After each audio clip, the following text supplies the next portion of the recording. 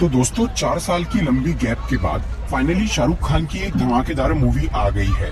रोहित शेट्टी के cop universe के बाद बॉलीवुड में अब यशराज फिल्म्स का स्पाई यूनिवर्स भी बन चुका है, जिसकी लेटेस्ट मूवी है पठान। पेट्रियोटिज्म और एक्शन थ्रिलर से मिली जुली ये फिल्म न सिर्फ एंटरटेनमेंट से भरपूर है, बल्कि इसकी स्टोरी भी काफी बढ़िया है। अगर आप इस मूवी को अच्छी तरह समझना चाहते हैं तो ये वीडियो देखते रहिए। आज मैं पठान फिल्म को शॉर्ट में एक्सप्लेन करूंगा, तो आइए देखते हैं।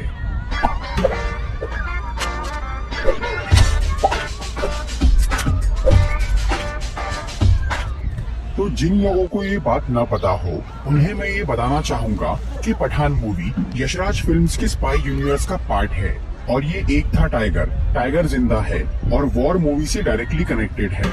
इसीलिए यहाँ पर हमें किसी एक मूवी का कैरेक्टर दूसरी मूवी में भी दिख सकता है।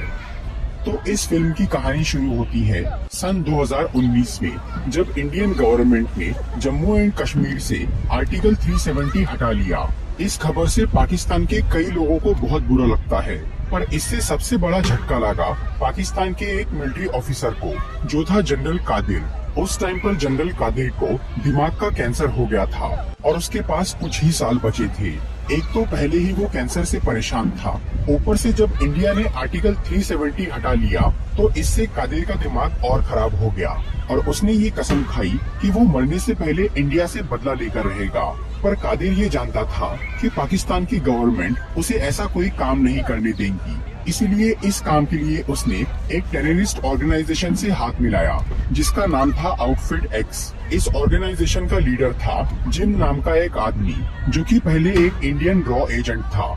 कई साल पहले जब जिम रॉ में था, तब उसने कुछ समुद्री लुटेरों के एक मिशन को बर्बाद कर दिया था, जिसकी वजह से उन लोगों ने जिम और उसकी बीवी को किडनैप कर लिया और इंडियन गवर्नमेंट से 10 करोड़ रुपए मांगे, लेकिन गवर्नमेंट ने उन्हें पैसे नहीं दिए। तब उन्होंने जिम की प्रेग्नेंट बीवी को मार दिया, पर जिम किसी तरह वहाँ से बच के निकल गया था। इधर इंडियन मिलिट्री ने ये मान लिया कि वो मर चुका है, इसीलिए उन्होंने उसे वीर पुरस्कार दिया। लेकिन उधर जिम को अब अपने देश से नफरत हो गई थी, क्योंकि वो उन्हें अपनी फैमिली की मौत का जिम्मेदार मान रहा था और इसी वजह से जिम एक आतंकवादी बन गया और उसने दूसरे देशों के कुछ सोल्जर्स के साथ मिलकर एक टेररिस्ट ऑर्गेनाइजेशन बनाई और वो कॉन्ट्रैक्ट बेसिस पर बड़े बड़े मिशंस को अंजाम देने लग गया। इस सब के बीच जिम इस मौके की तलाश में था कि वो किसी दिन इंडियन गवर्नमेंट से अपनी फैमिली की मौत का बदला लेगा। और अब जब 2019 में जनरल कादिर ने जिम को इंडिया के खिलाफ एक मिशन सौंपा, तो इससे उसे बहुत खुशी हुई और वो अपने मकसद को पूरा करने में भिड़ गया। लेकिन जिम का प्लान काफी बड़ा था, इसीलिए उसे इस काम में काफी वक्त लगने वाला था। इस तरह से 1 साल बीत जाता है। फिर 2020 में इंडिया में पठान नाम का एक रॉ एजेंट, जो कि एक मिशन में घायल होने की वजह से जल्दी रिटायर कर दिया गया था, वो अपनी सीनियर ऑफिसर नंदिनी ग्रेवाल के साथ मिलकर एक नया डिपार्टमेंट खोलता है, जिसका नाम था joint operation and covert research यानी JOCR। इस डिपार्टमेंट में पठान अपने जैसे ही रिटायर्ड सोल्जर्स को भर्ती करना शुरू करता है, ताकि वो उनकी मदद से ऐसे मिशंस को पूरा कर सके जिनकी जिम्मेदारी कोई नहीं लेना चाहता। नंदिनी ग्रेवाल इस डिपार्टमेंट की हेड बन जाती है और इसमें 4 सोल्जर्स भर्ती हो जाते हैं, जिनके साथ मिलकर पठान ये पता लगाता है कि दुबई में होने वाली एक साइंटिफिक कॉन्फ्रेंस, जिसमें इंडिया के प्रेसिडेंट और 2 बड़े साइंटिस्ट जाने वाले थे, वहाँ पर आउटफिट एक्स के लोग कुछ गड़बड़ करने वाले हैं। ये बात जब रॉ के सेक्रेटरी कर्नल लूथरा को पता चलती है, तो वो ये मान लेते हैं कि आउटफिट एक्स के लोग प्रेसिडेंट पर हमला करने वाले हैं। इसीलिए कर्नल लूथरा प्रेसिडेंट की सिक्योरिटी को काफी बढ़ा देते हैं, पर इसके बावजूद भी पठान अपनी टीम के साथ दुबई पहुंच जाता है, ताकि वो आउटफिट एक्स पर नजर रख सके। उधर जिम अपने साथियों के साथ दुबई जाता है और वहाँ वो प्रेसिडेंट पर हमला नहीं करता, बल्कि वो इंडिया के 2 साइंटिस्ट डॉक्टर सहानी और डॉक्टर फारूकी को किडनैप कर लेता है। असल में जिम इंडिया के खिलाफ जिस प्लान पर काम कर रहा था, उसके लिए उसे उन साइंटिस्ट की जरूरत थी। फिर वो उन साइंटिस्ट को लेकर वहाँ से भागना शुरू करता है, लेकिन पठान उसका पीछा करके उसे रोकने की कोशिश करता है, जिसके चक्कर में उसका एक साथी मारा जाता है। पर इसके बाद भी पठान जिम से लड़ाई करता है और डॉक्टर फारूकी को उसकी पकड़ से छुड़वा लेता है, लेकिन आखिर में जिम डॉक्टर सहानी को लेकर भागने में कामयाब हो जाता है। इसके बाद पठान और उसकी टीम वापस इंडिया लौटकर जिम के उन साथियों के बारे में पता लगाते हैं जो कि दुबई की मुठभेड़ में मारे गए थे। इससे उन्हें पता चलता है कि उन मरे हुए एजेंट्स को कुछ ही दिनों पहले किसी ने पैसे भेजे थे, जो कि पाकिस्तान की एक डॉक्टर थी, रूबीना मोहसिन, जिसे रूबई भी कहा जाता है। वो अभी स्पेन में थी, इसीलिए पठान भी स्पेन चला जाता है ताकि वो रूबीना से आउटफिट एक्स के बारे में कुछ जानकारी हासिल कर सके। वहाँ पर जब पठान रूबीना का पीछा करता है तो जिम और उसके सभी साथी वहाँ पर आकर उसे पकड़ लेते हैं। रूबीना असल में पाकिस्तान की एक ISI एजेंट थी और वो फिलहाल आउटफिट एक्स के लिए काम कर रही थी। जिम और रूबीना ने मिलकर एक ऐसा जाल बिछाया था कि जिससे पठान स्पेन पहुंच जाए, क्योंकि जिम इंडिया के खिलाफ जो प्लानिंग कर रहा था उसके लिए उन्हें एक खास चीज की जरूरत थी, जिसे हासिल करने में सिर्फ पठान ही उनकी मदद कर सकता था। फिर जिम पठान को अपनी टीम में शामिल होने का ऑफर देता है, लेकिन वो इसके लिए मना कर देता है। तब जिम अपने साथियों को पठान को मारने का ऑर्डर देकर वहाँ से चला जाता है, लेकिन उसके जाते ही रूबीना आउटफिट एक्स के लोगों के खिलाफ हो जाती है और वो पठान को बचाकर उसके साथ वहाँ से भाग जाती है। असल में जिम पहले से ही ये जानता था कि पठान सीधे सीधे उसकी मदद नहीं करेगा, इसीलिए उसने रूबीना को उसके साथ दोस्ती का नाटक करने के लिए बोला था। फिर वहाँ से निकलने के बाद रूबीना पठान को ये बोलती है कि जिम रक्त बीज नाम की किसी चीज को हासिल करना चाह रहा है, जो कि रशिया के मॉस्को शहर में है, और वो उस रक्त बीज का कुछ गलत इस्तेमाल करना चाहता है। इसलिए रूबीना पठान को ये बोलती है कि उन्हें जिम से पहले उस रक्त बीज को चुराना होगा, जिसके लिए पठान मान जाता है और फिर वो दोनों मॉस्को पहुंच जाते हैं, जहां वो रक्त बीज को चुराने की तैयारी शुरू करते हैं, जो कि एक बेहद सुरक्षित तिजोरी के अंदर रखा हुआ था। पठान और रूबीना काफी सारे जुगाड़ लगाकर उस तिजोरी तक पहुंच जाते हैं और वहां से वो रक्त बीज चुरा लेते हैं, लेकिन तभी रूबीना पठान को धोखा देकर वो रक्त बीज लेकर वहां से भाग जाती है, जिसके बाद रशिया की पुलिस पठान को गिरफ्तार कर लेती है और फिर नंदिनी ग्रेवाल को वहां पूछताछ के लिए बुलाया जाता है। नंदिनी रशिया के साथ इंडिया के रिश्ते बिगाड़ना नहीं चाह रही थी, इसीलिए वो पुलिस को पठान को मारने के लिए बोल देती है, लेकिन वो पठान को इशारों में ये समझाती है कि उसकी मदद करने के लिए कोई आने वाला है, इसीलिए वो बेफिक्र रहे। फिर पठान को एक ट्रेन से दूसरी जेल में ले जाया जाता है, लेकिन वो लोग उसे उस ट्रेन में ही मारने वाले थे। फिर वहाँ मौजूद सभी पुलिस वाले और कैदी पठान को मारने की कोशिश करते हैं, लेकिन तभी वहाँ पर अविनाश सिंह राठौड़ यानी टाइगर आ जाता है, जो कि पठान के साथ मिलकर उन सबको खत्म कर देता है। इसके बाद टाइगर एक दूसरे मिशन पर निकल जाता है और पठान रशिया में ही कहीं छुप जाता है और वो तब तक वहीं रहने का फैसला करता है जब तक उसे जिम, रूबीना या रक्त बीज के बारे में सब कुछ पता न चल जाए। इस तरह से 2 साल बीत जाते हैं। फिर 2022 में पठान को ये पता चलता है कि जिम का खास आदमी राफे अफ्रीका में एक मिसाइल खरीदने गया है, इसीलिए पठान वहां जाकर राफे को पकड़ लेता है और उसे रशिया लेकर आ जाता है। फिर वो उससे पूछताछ करता है, पर राफे को ये नहीं पता था कि जिम कहाँ है और वो उस मिसाइल का क्या करने वाला है। इसी दौरान इंडिया में नंदिनी को एक CCTV फुटेज से ये पता चलता है कि रूबीना फ्रांस के शहर पेरिस में है, इसीलिए वो रशिया जाकर पठान को ये खबर देती है और तब पठान पेरिस जाकर रूबीना से मिलता है। वो ये समझ गया था कि रूबीना जानबूझकर CCTV में आई है ताकि वो उससे मिल सके। फिर रूबीना उसे जिम का पूरा प्लान बताती है।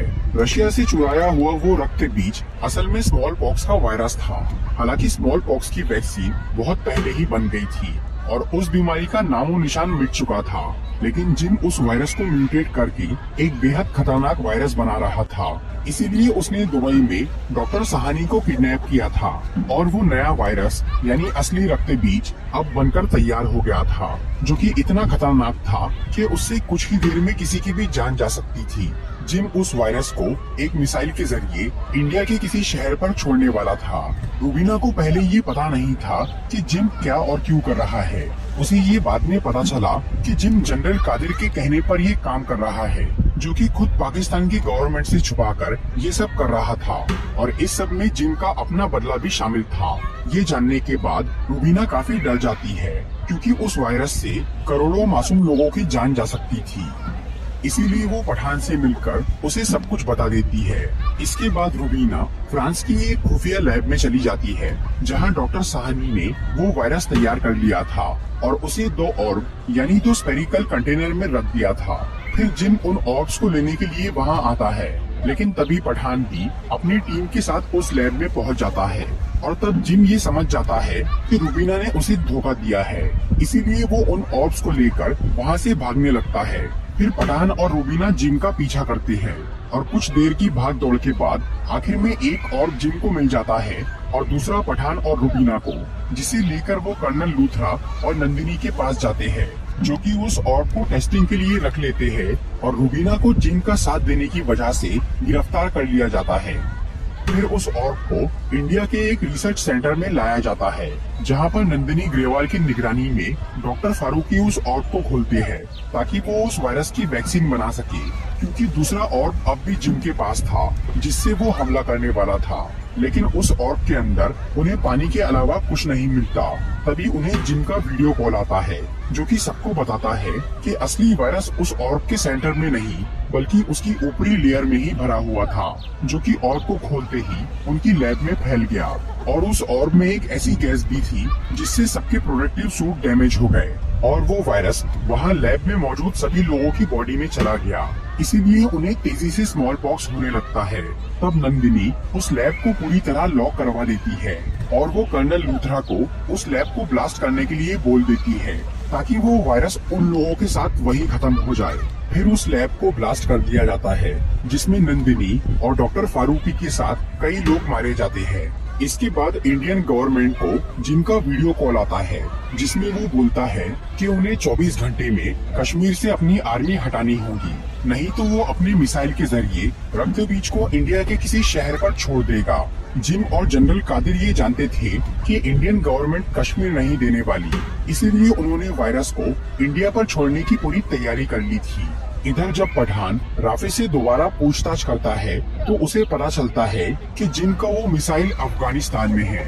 इसीलिए वो रूबीना और अपनी टीम को लेकर अफगानिस्तान चला जाता है।